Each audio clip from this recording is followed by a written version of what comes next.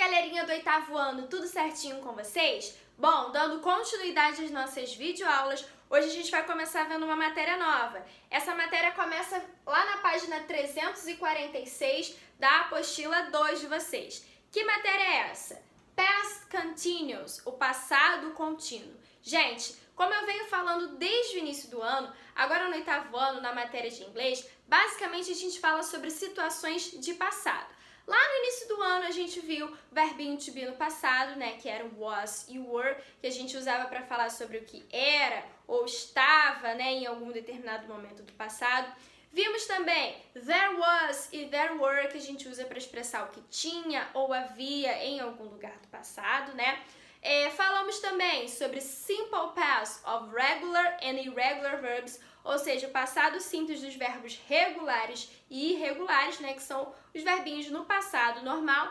E agora a gente vê mais uma situação de passado, que é o past continuous. O que é isso, teacher? Past continuous é um tempo verbal que a gente usa para expressar uma situação que estava acontecendo, estava em progresso em algum determinado momento do passado, certo? Algo que estava acontecendo no passado. Como eu coloquei aqui, olha, expressa situações que estavam acontecendo em algum momento do passado. Beleza, teacher? Então, como é que eu formo uma frase usando esse tempo verbal past continuous? A gente sempre vai ter um sujeito, os verbinhos to be no passado, was ou were, e o verbo principal no gerúndio. O que é gerúndio, teacher?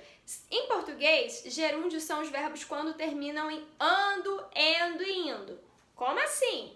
Andando, comendo, dormindo e por aí vai.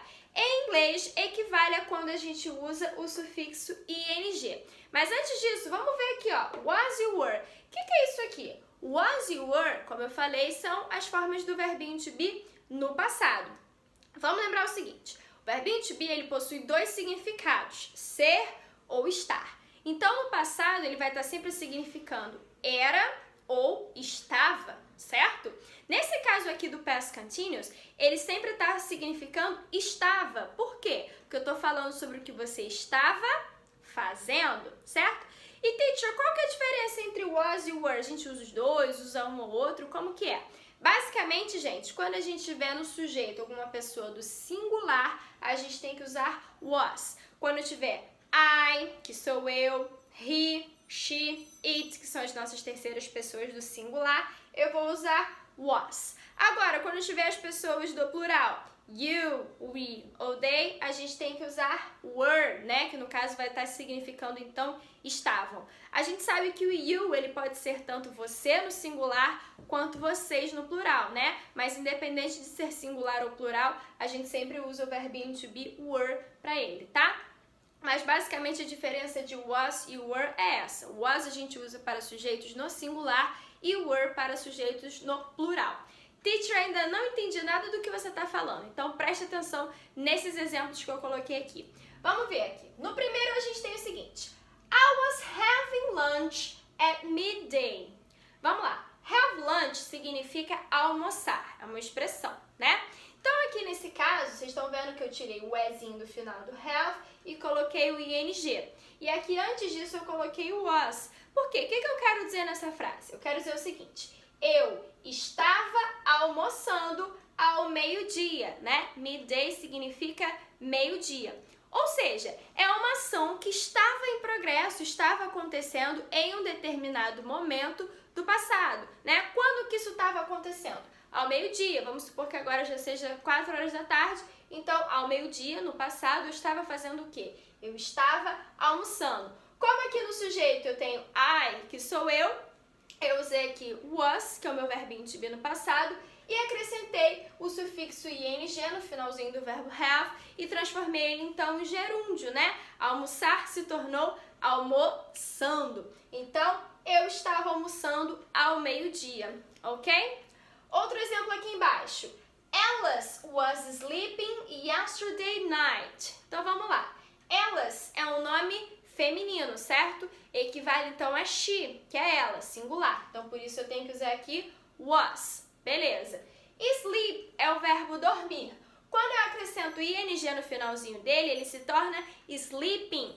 Então, o que eu quero dizer? Que a Alice estava dormindo ontem à noite. Algo que estava em progresso, estava acontecendo ontem à noite. O que estava acontecendo? A Alice estava dormindo. Então, was, né, que é o meu verbinho to be aqui equivalente a Alice, e sleeping, com ing no caso, então, dormindo no gerúndio. Alice was sleeping yesterday night. A Alice estava dormindo ontem à noite, ok? Aqui embaixo, a gente tem outra frase. Vocês vão reparar que essas duas últimas frases que eu coloquei aqui, a gente tem o were, porque a gente tem aqui sujeitos que estão no plural. Como assim, teacher? Preste atenção, ó. They were talking on the phone this afternoon. Então, eu quero dizer o seguinte. Eles estavam conversando no telefone esta tarde. Como é que eu tenho they, que são eles, né? Terceira pessoa do plural. Eu vou ter aqui were, né? Que é o meu verbinho to be no plural. Então, eles estavam. Talk é o verbo falar ou conversar.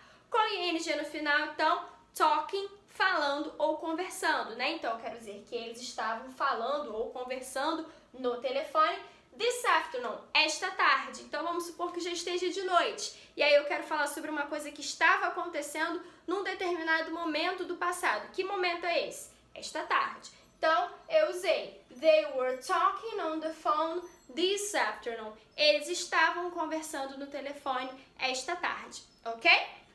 Olha o último exemplo que eu coloquei. We were playing soccer last Sunday. Vamos lá. We significa nós, né?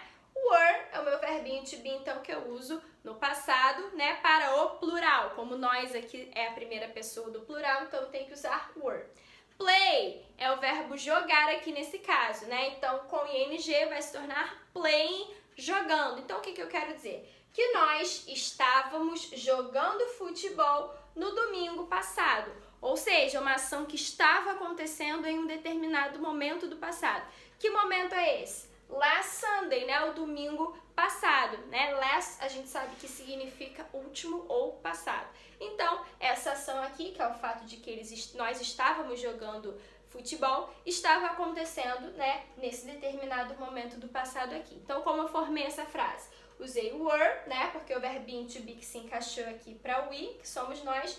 E o verbo play, nele eu acrescentei o sufixo ing e ele se tornou playing, jogando, né, no gerúndio.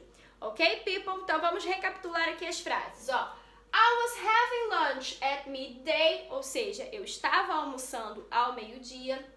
Alice was sleeping yesterday night. A Alice estava dormindo ontem à noite.